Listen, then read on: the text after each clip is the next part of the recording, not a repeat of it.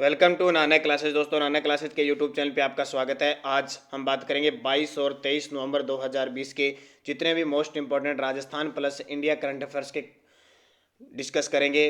Today most important question और खास करके पटवार एग्जाम और आने वाली फर्स्ट ग्रेड से आरएस की भर्ती के लिए स्पेशल बात करेंगे। और फोक्स बिंदु आपको पता है जनवरी में जो एग्जाम होगा पटवारी का, उसके लिए इंपॉर्टेंट है आपके लिए।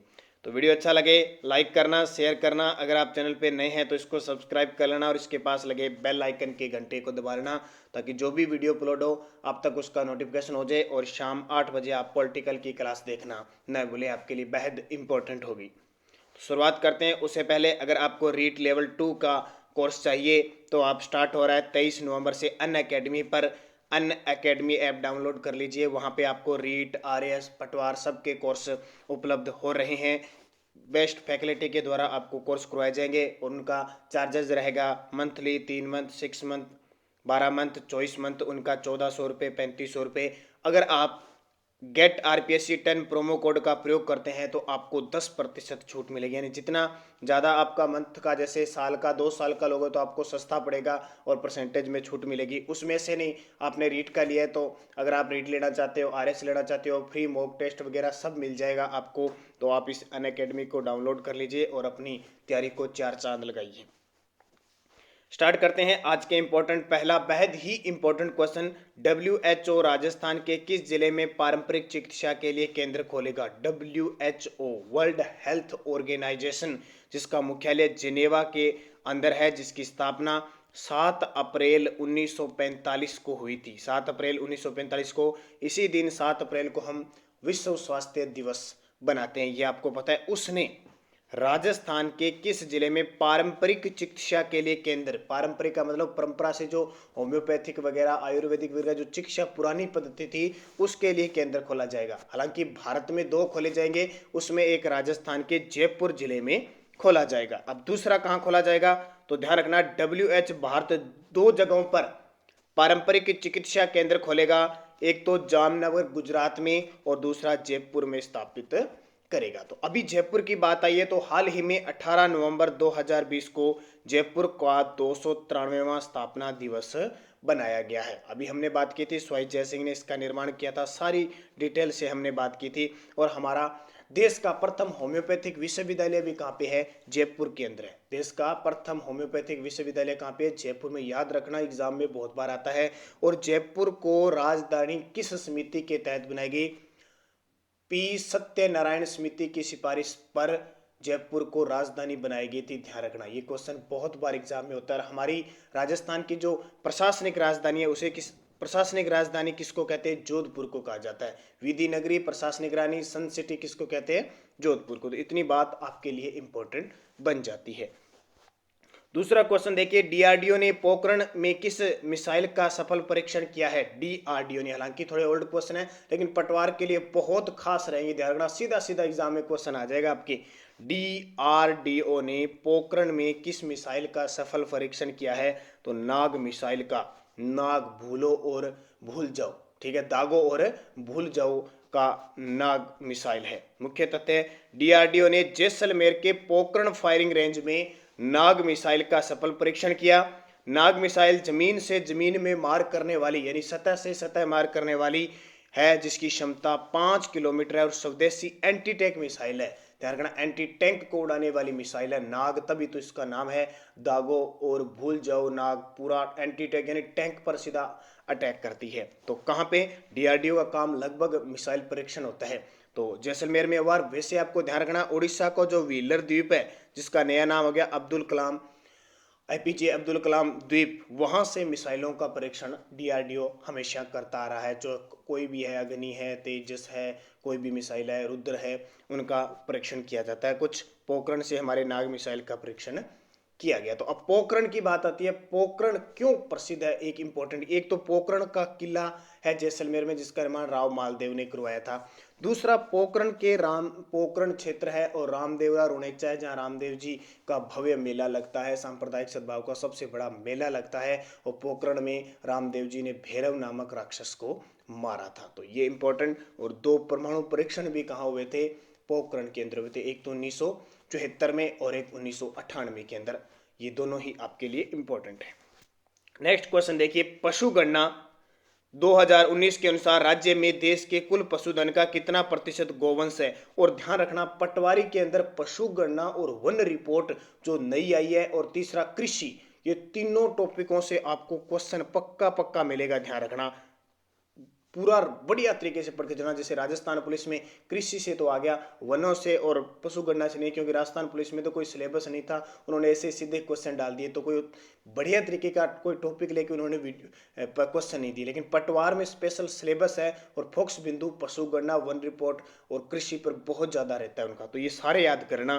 तो 7.23%। मुख्य तथ्य, 20वीं पशुगणना 2019 के अनुसार राज्य में कुल 567.76 लाख पशुधन है और 146.23 लाख कुक्कुट संपदा है। ठीक है, आंकड़ा भी पूछा जा सकता है पटवारी के अंदर। तो देश के कुल पशुधन का 10.60% पशुधन अकेले राजस्थान में है और देश का राजस्थान में उत्तर प्रदेश का स्थान है, ये भी याद रखना।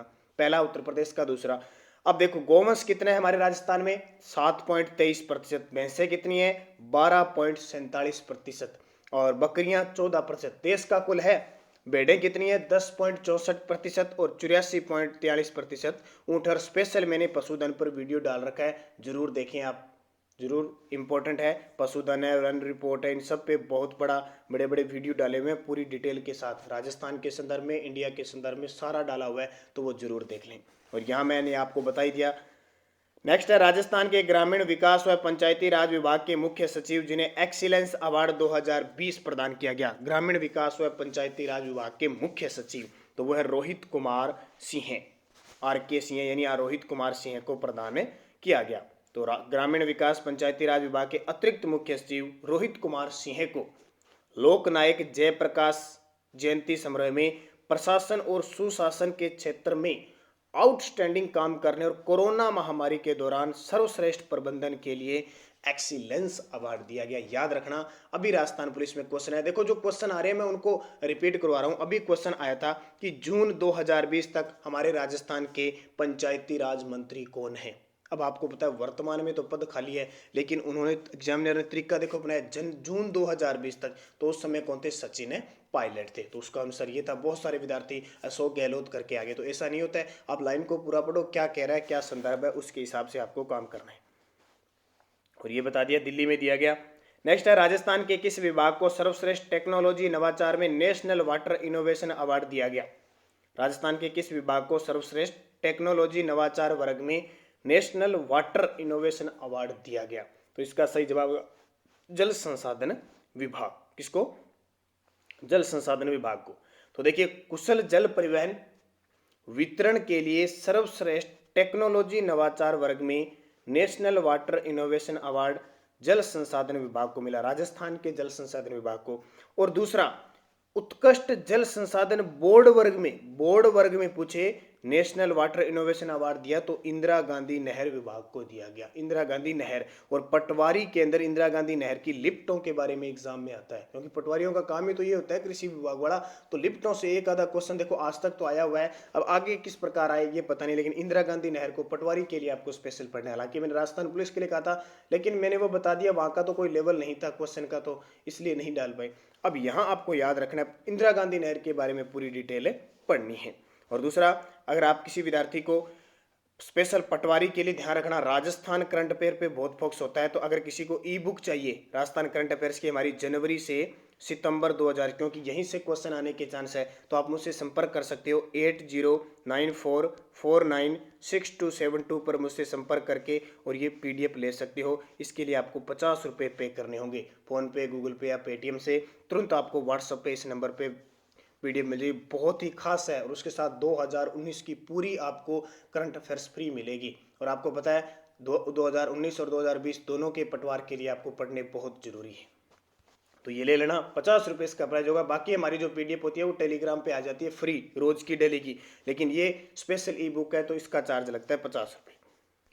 नेक्स्ट क्वेश्चन देखिए, हाल ही में गोपाष्टमी पर्व कब मनाया गया? गोपाष्टमी पर्व कब मनाया गया, यह भी इंपॉर्टेंट है। गोपाल है ना, गायों के बछड़े, उनकी पूजा की जाती है, गोपाष्टमी। तो गोपाष्टमी कब बनाई गई? कार्तिक शुक्ल अष्टमी को। कब बनाई गई? कार्तिक शुक्ल अष्टमी को। अब कार्तिक के महीने में और कौन कौन से पर्व आए, ध्यान रखना। एक तो इंपॉर्टेंट आता है करवा चौथ। क्या आता है? करवा चौथ आता है, जो कार्तिक कृष्ण चतुर्थी को मनाई जाती है। एक आती है धनतेरस, ये तो आपको पता ही है, तो भूलते ही नहीं हो आप, क्योंकि त्योहार कार्तिक कृष्ण तेरस को। एक आती है जिसको हम छोटी दीपावली कहते हैं, रूप चतुर्दशी, वो आती है कार्तिक कृष्ण चौदस को। और दीपावली कब बनाया जाता है? हालांकि पहले क्वेश्चन आते थे दीपावली कब बनाती है, कार्तिक अमावस्या को। और गोवर्धन पूजा कार्तिक शुक्ल प्रतिपदा को, भैया दूज कार्तिक शुक्ल द्वितीया को। एक और इंपॉर्टेंट यहां से कई बार एग्जाम में आ जाता है, देव उठनी ग्यारस। देव उठनी ग्यारस, ध्यान, आपको पता है यहां से फिर अब शादी विवाह शुरू हो चुके हैं, देव उठ चुके हैं। देव उठनी ग्यारस कब बनाई जाती है? कार्तिक शुक्ल एकादशी को। कब बनाई जाती है?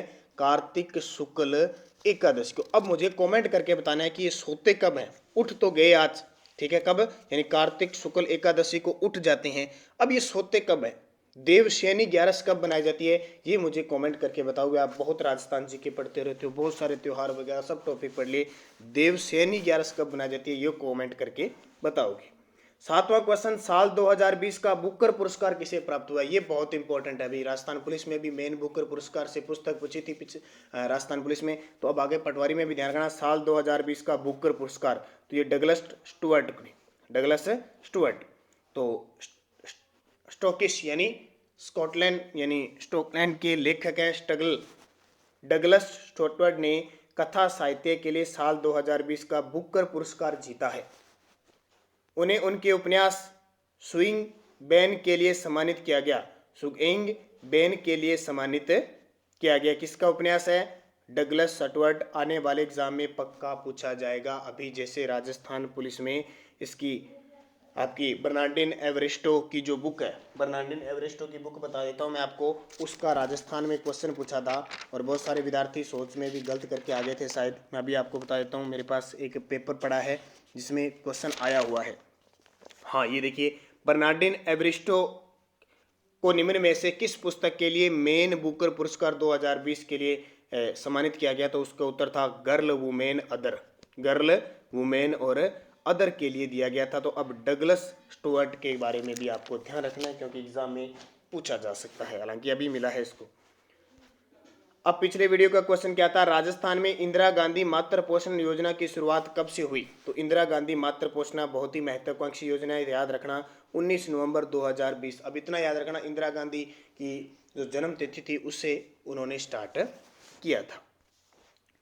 और एक क्वेश्चन था, राजस्थान के किस विधानसभा में विधानसभा सीटें 200 हुई थी? तो इसका सही जवाब था, कौन सी थी? छठी विधानसभा थी। कौन सी थी? छठी विधानसभा में विधानसभा की सीटें 200 हुई थी। ये बहुत बार एग्जाम में क्वेश्चन पूछा जाता है, इसको बढ़िया तरीके से पढ़ लेना, एग्जाम में आता ही आता है। अब वीडियो के लास्ट में मैं आपसे क्वेश्चन पूछता हूं जिनके जवाब आपको कमेंट बॉक्स में देने हैं। कोलायत मेला कोरोना के कारण रद्द कर दिया गया, यह किस जिले में लगता है? अजमेर, बीकानेर, उदयपुर, जयपुर। और किस माह में लगता है, ये भी आपको कमेंट करके बताना है। और किस किस स्मृति में यह मेला आयोजित होता है, ये भी बताना है।